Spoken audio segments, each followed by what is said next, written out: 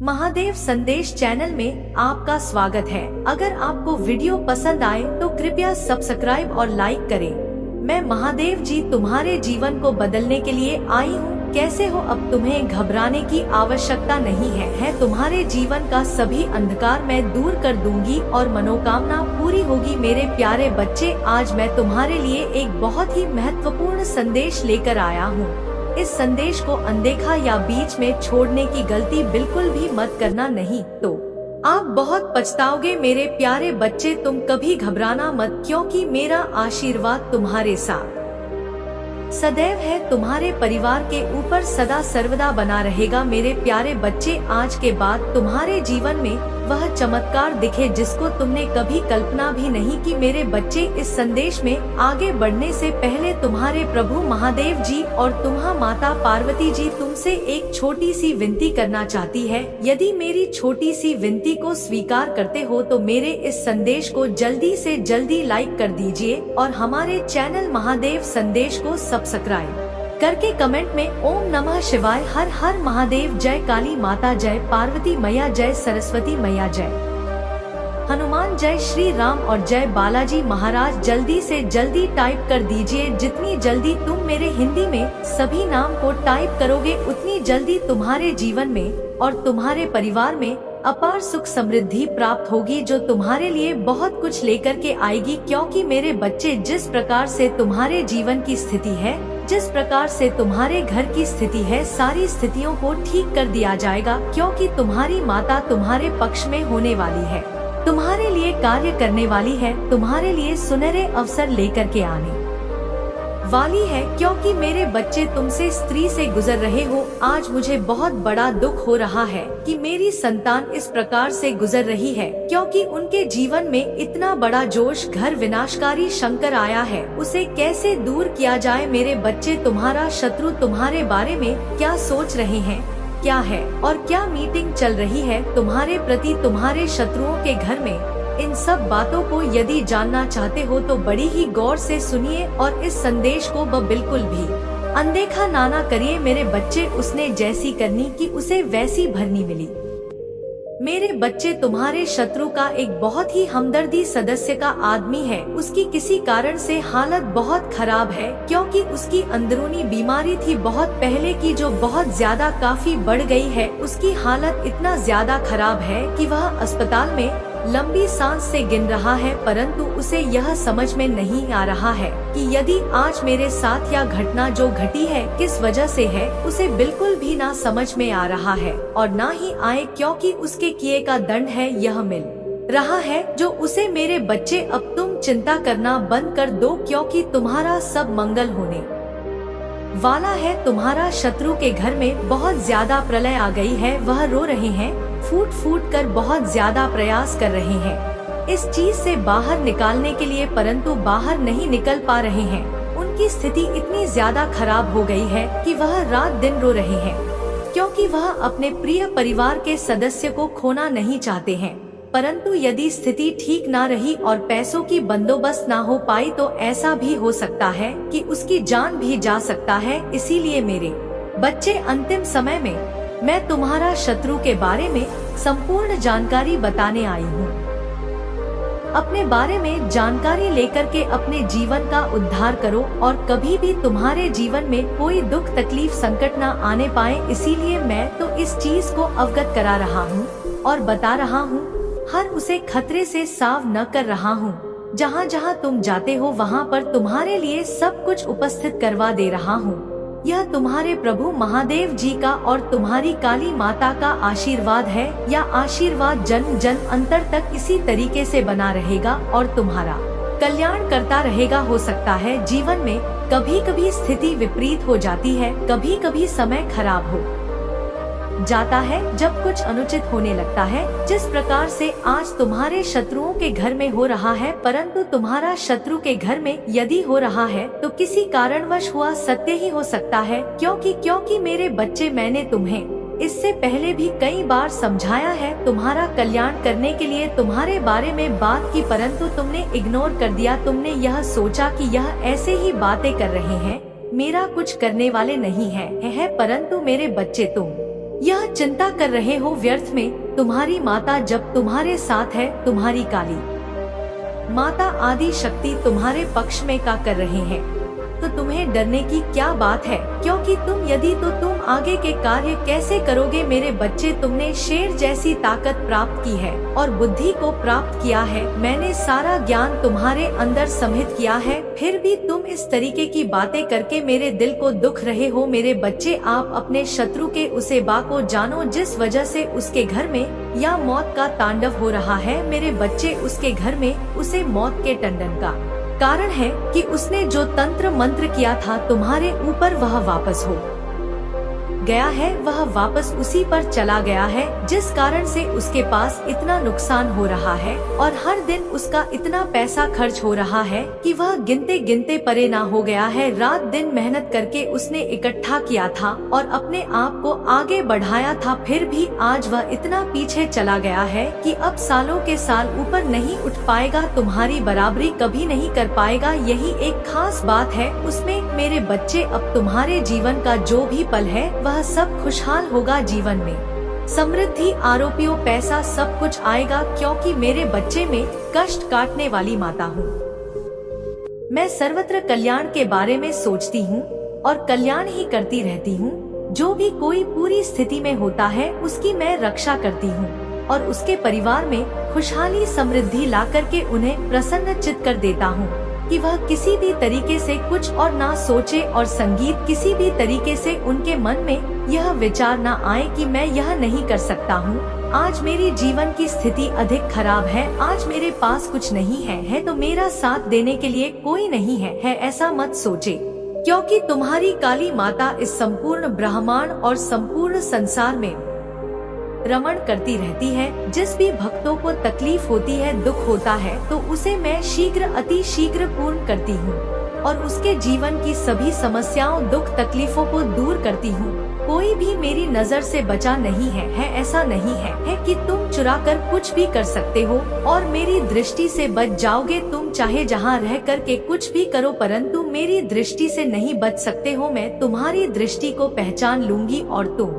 क्या कर रहे हो सब कुछ बता दूंगी। इसीलिए बहुत ही सावधानी से सतर्क होकर कि कोई भी कार्य करो अपनी माता के हित में करो, अपनी माता के संजन में करो। तुम्हारी माता तुम्हारा कल्याण तो वैसे भी कर रही है और आगे चल कर के भी तुम्हारा कल्याण कर देगी। क्या तुम अपने शत्रु जैसा जीवन चाहते हो? यदि नहीं चाहते हो तो अपनी काली माता का साथ पकड़ लो और अपनी काली माता के साथ रह लो, क्योंकि जब तुम्हारा शत्रु की दशा ऐसी हो सकती है बुरे कर्म की वजह से, तो हर किसी की भी हो सकती है, परंतु मैं नहीं चाहती हूँ कि तुम मेरे भक्त होते हुए कोई ऐसा कार्य करो, कोई ऐसा करती करो जो मुझे मुँह अच्छा ना लगे, वजह से मुझे तुम्हें दंडित करना पड़े। तो ऐसा कभी भी मत करना और मेरे साथ रह कर के चलना। मेरी बातों और मेरी वाणी को अपने दिल में बैठ कर के रखना, क्योंकि मैं जो भी तुम्हें बताऊंगी वह तुम्हारे लिए अच्छा बताऊंगी। मैं ऐसा कुछ नहीं बताऊंगी जिसमें तुम्हारा नुकसान हो और तुम्हारा कोई फायदा ना। अब हम तुम्हें बहुत ही विस्तार पूर्वक कहानी बताएंगे, इसे बहुत ही ध्यान से सुनिए, क्योंकि यह कहानी तुम्हारे जीवन में बहुत ही लाभ लाने वाली। इससे तुम्हारे जीवन का उद्धार हो जाएगा और तुम सभी पापों से मुक्त हो जाओगे। तो इसे बड़ी ही ध्यान से सुनिए और समझिए। ब्रह्मा जी बोले, इसके पश्चात शब्द 5 भूतों द्वारा पंजीकरण करके उनसे स्थल, आकाश, वायु, आग्रा, जल और पृथ्वी, पर्वत, समुद्र, वृक्ष, दिंडी और कांड से मुनि श्रेष्ठ, पलक, कोड़ो, उड़ान से उलस से को, सामान से वशिष्ठ को, अपन से कीर्ति को, कानों से अत्रि को, प्राण से डेट को और गोदी से तुम नारद को और अपनी छाया से कदम मुनि को उत्पन्न किया। साथ ही सब साधनों का भी साधन धर्म को भी मैंने अपने संकल्प से उत्पन्न किया। तब मैं पदार्थ हुआ, फिर मैंने अपना 2 रूप किया और आधे से नई और आधे से पुरुष हुआ, जिसमें परम साधक पुरुष स्वयं भुवन मनु और शत्रुपा नाम वाली योगिनी एक तपस्विनी नारी हुई जी। परम सुंदरी को ग्रहण कर मुनि ने विवाह की विधि से मिथुन द्वारा सृष्टि को उत्पन्न किया। तब उसे मनुज ने प्रिया, व्रत और उत्तानपाद नामक 2 पुत्र तथा आकृति, देवहोती और प्रसूत नामक 3 कन्याएं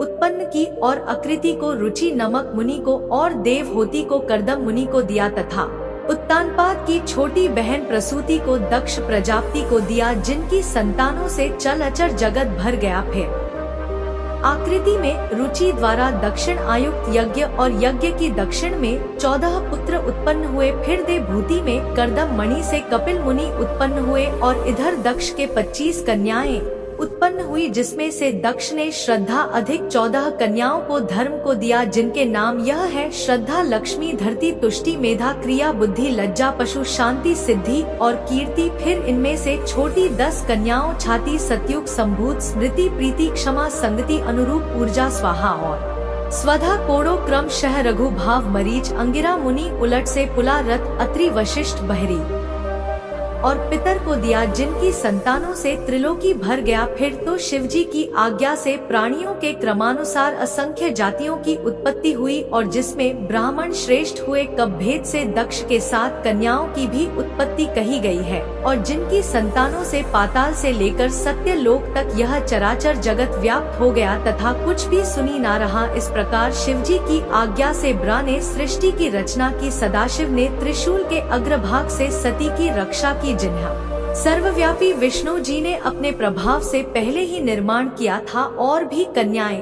दक्ष जी से लोक कल्याण के लिए ही प्रकट हुई थी। इस प्रकार शिवजी ने भक्तों के उद्धार के लिए बहुत ही लीलाएं की, जिनका वाम अंग बैकुंठ और दक्षिण अंग में हो। इस प्रकार में विष्णु और रुद्र यही 3 गुण इधर प्रधान हुए और उधर इसी प्रकार सतराजनी से, जिनका मैं स्वयं प्रधान हूँ, जिसमें से रजोगुण वाली सुर देवी तथा 7 गण वाली और तमोगुण वाली लक्ष्मी प्रकट हुई। सती के पर और शिवा उमा यह 3 रूप है। जिम यही शिव सती के रूप में शंकर के साथ ब्याही गई और पिता के यज्ञ में शरीर त्याग कर नारद से अपने पद को प्राप्त हुई। फिर पार्वती होकर तप करके शिवजी को मिली, जिनमें कालिका, चंडिका, भद्र, चामू, विजय, जय, जयंती, भद्रकाली, दुर्गा, भगवती, कामाख्या, कामदा, अम्बा, प्रधानी और सर्व मंगलदायक, भक्ति मुक्ति दायक नाम हुए। फिर तो यह तीनों गुण में देवियों और गुण में तीनों देवताओं ने मिलकर अनेकों प्रकार की उत्तम सृष्टि की है। मण सातम, इस प्रकार तुम्हारे लिए मैं सृष्टि का प्रकार सुनाया है। शिव जी की आज्ञा से मैं ही इस ब्रह्मांड का रचिता हूँ। सूत जी कहते हैं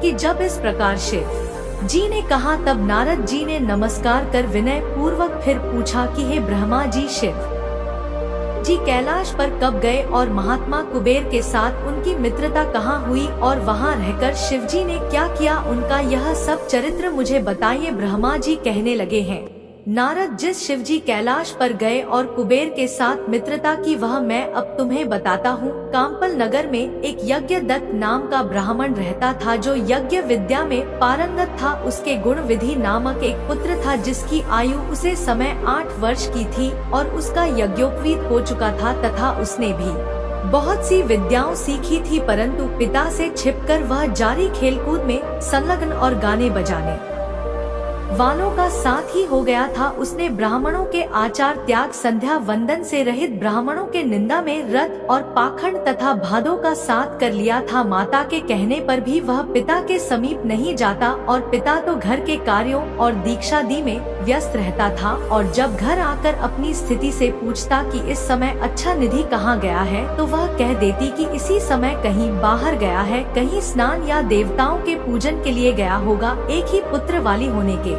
कारण वह माता दीक्षित को ठग लेती। निदान ग्रह सूत्र के अनुसार दीक्षित ने उसे पुत्र का विवाह भी कर दिया। माता नित्य पुत्र को समझता कि तुम्हारे पिता बड़े ही महात्मा और क्रोधी भी हैं।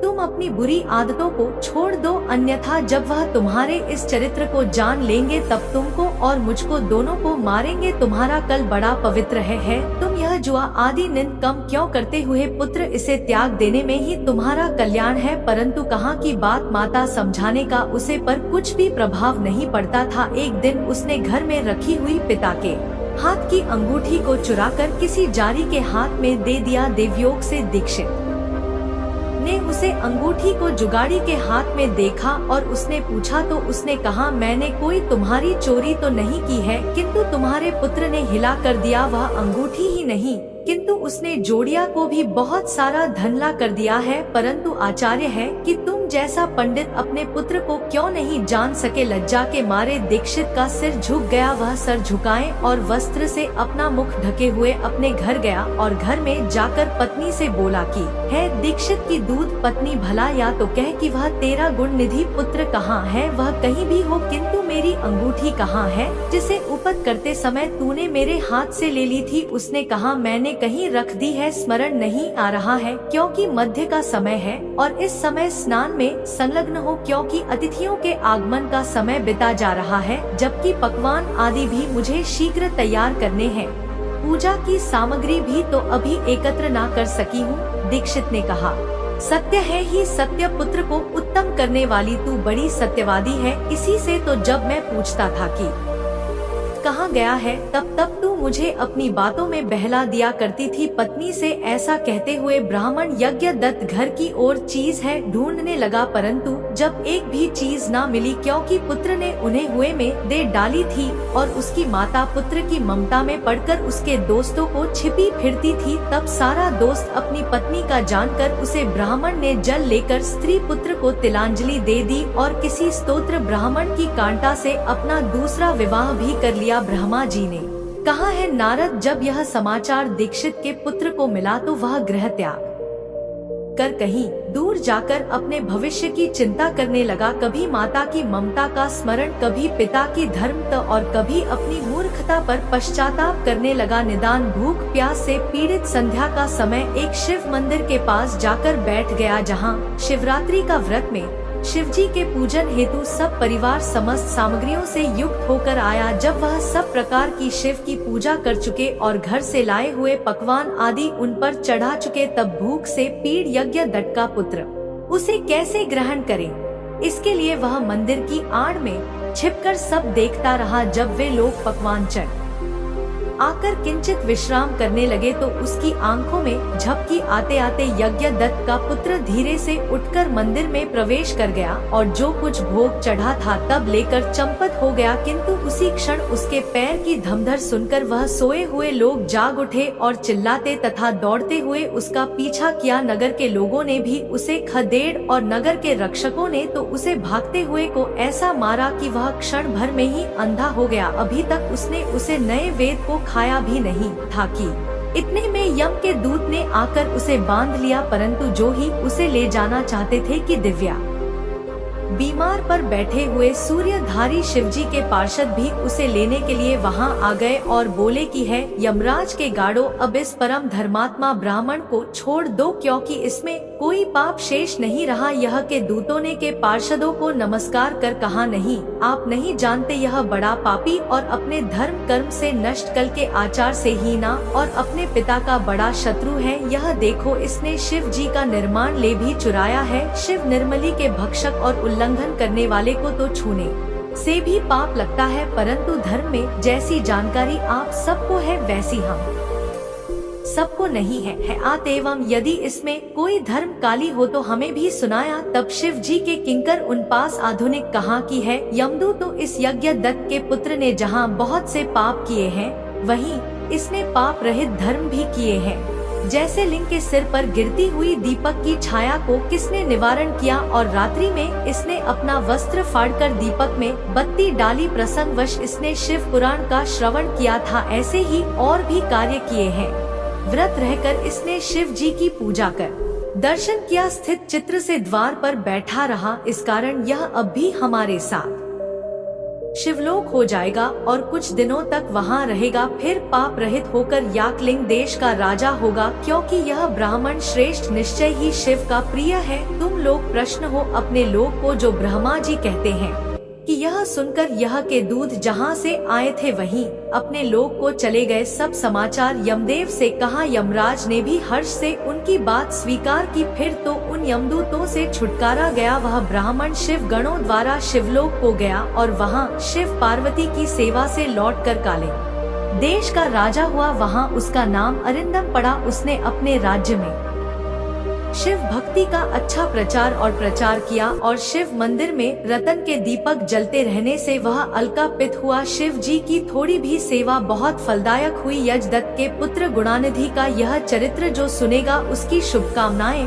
पूर्ण होगी और उसे बड़ा संतोष प्राप्त होता है। आशी हो। अब जिस प्रकार देवताओं के सिर मोर शिव जी ने कुबेर से मित्रता की वह आख्यान भी सुनो। ब्रह्मा जी ने कहा, जब मेरा पहला पद कब हुआ था तब उसमें मेरे मानस पुत्र पलक से विश्व का जन्म हुआ, जिसके एक वन नाम का पुत्र हुआ, जिसने अलकापुरी को होगा और उग्रता वारा शंकर जी की आराधना की। उसे समय मेघा वहाँ कब प्रारंभ हुआ था तब अलकापुरी अधीश्वर के उग्रता को देखकर शंकर जी प्रकट होकर उसे साक्षात दर्शन देने आए तो उसने कहा है, शिव जी आपके अपम तेज से मेरे नेत्र बंद हो गए हैं।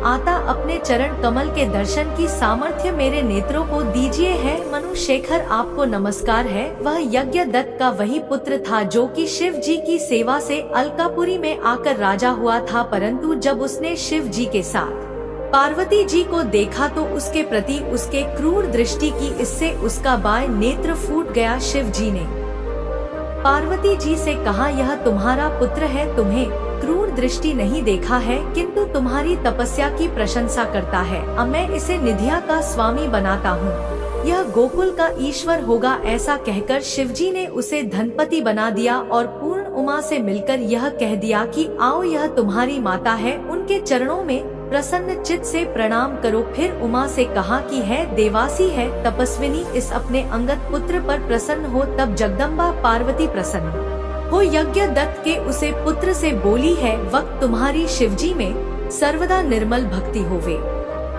परंतु तुमने जो अपने बाएं नेत्र से तिरछे होकर मुझे देखा है, इससे तुम्हारा बाएं नेतृत्व नहीं रहेगा, किंतु देव ने तुमको वार दिया है, उसके अनुसार तुम कुबेर बनकर रहो। फिर तो महादेव जी ने उसे वदेश्वर नामक स्थान में कुबेर बनाकर प्रवेश कर दिया और स्वयं उसकी अलकापुरी नामक महानगरी के समीप में ही अपना कैलाश नामक स्थान नियत किया। ब्रह्मा जी बोले हैं, नारद अब तुम वह आख्यान सुनो जिस प्रकार कुबेर कैलाश पर्वत पर टैप करने आया और उसके तपोबल से शिवजी कहाँ पहुँचे। कुबेर को कठिन तप करते देखकर ब्रह्मा के अंत से उत्पन्न रुद्रा शिव जी की इच्छा से वहां जाने के लिए उत्सुक हुए और जोर जोर से अपना डमरू बजाने लगे, जिसकी ध्वनि त्रिलोक में व्याप्त हो गई। विष्णु और ब्रह्मा देवी क्यों गानों सहित अपनी लाखों करोड़ों की सेवा के साथ शिवजी ब्रह्मा विष्णु सहित बड़े प्रेम से रुद्र रूप शिवजी के दर्शन आदि वहां पहुँचे। शिवजी को आते देखकर महात्मा कुबेर ने आदर्श से उठकर भक्ति पूर्वक अनेक प्रकार की बेटों से परिवार सहित उनकी पूजा की और आलिंगन कर अलकापुरी के समीप ही ले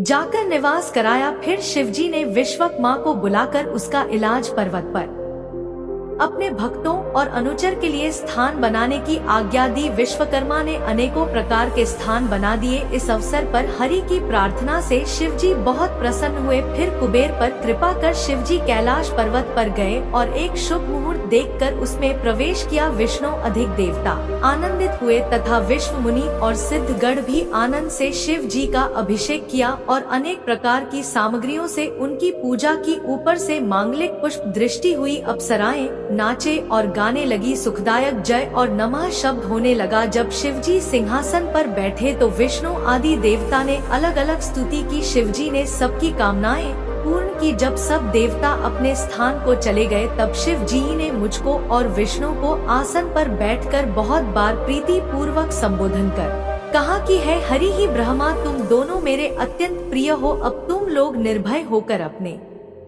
लोक को, जो मैं तुम्हारा सुखदाता हूँ और सदैव तुम्हारी देखभाल करता रहूंगा। हम दोनों अपने अपने स्थान को चले आए। इस समय प्रसन्न होकर शिवजी ने कुबेर के पास आकर उनका हाथ पकड़कर कहा कि हे मित्र, मैं तुम्हारे मित्रता के वशीभूत हो, तुम भी अपने स्थान को, जो है निष्पाप, में तुम्हारा सहायक हूँ।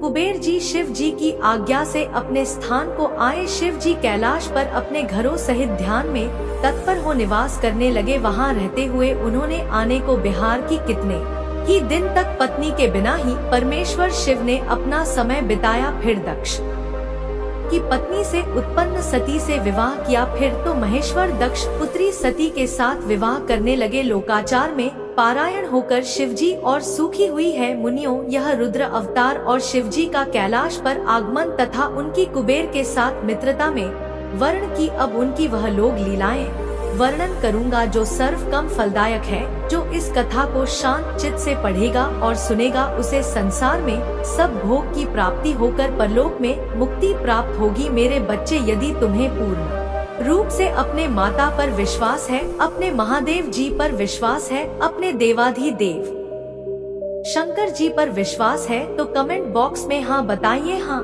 टाइप करके मुझे यह बताइए कि हाँ, आज जो भी मेरे जीवन में हो रहा है, जो भी मुझे बताया जा रहा है, वह सब सत्य है। जो भी मेरे प्रभु और मेरी माता मुझे बता रही है वह सब सत्य है, क्योंकि आज तक मैं इस राज्य को नहीं जान पाया हूँ।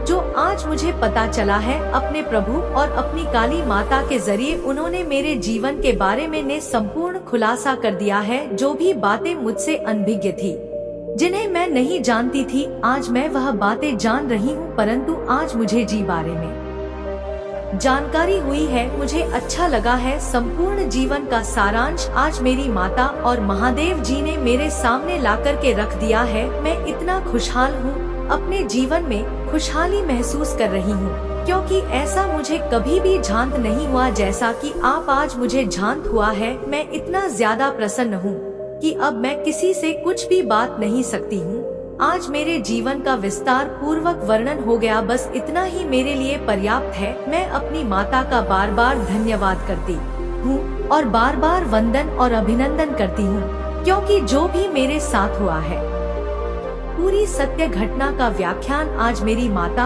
और मेरे प्रभु ने मेरे सामने किया है। मेरे बच्चे, जो भी मुझे तथा जो भी तुम्हारे जीवन का सारांश था वह तो मैं तुम्हारे सामने लाकर के रख दिया, परंतु आज मैंने जो कहानी के माध्यम से, जो कथा के माध्यम से तुम्हें समझाया है, तुम्हारे जीवन के उद्यान के बारे में, तुम्हारे जीवन के मरण और मुक्ति के बारे में, भवसागर को पार करने के बारे में, वही तुम्हारे लिए सत्य है। वही तुम्हारे जीवन का एक महत्वपूर्ण सत्य है जो तुम्हारे सामने है। परंतु यदि आज तुम ना समझे तो और इससे ज्यादा समझ की तुम्हें कोई आवश्यकता नहीं है, क्योंकि आज मैंने जो भी तुम्हें बता दिया है वह तुम्हारे लिए बेहतर है और तुम्हारे जीवन को भी आगे बढ़ाने के लिए पर्याप्त है। तुम इसी में सब कुछ समझ सकते हो और सारा ब्रह्मांड का ज्ञान इसी में है, क्योंकि यह घटना कोई और घटना नहीं है। जो भी तुम्हें बताया जा रहा है पूरा सच्ची घटना के साथ हमारे सामने प्रस्तुत किया जा रहा है। ऐसा खुलासा कोई नहीं करता होगा जैसा कि तुम्हारे साथ किया जा रहा है। बस इतने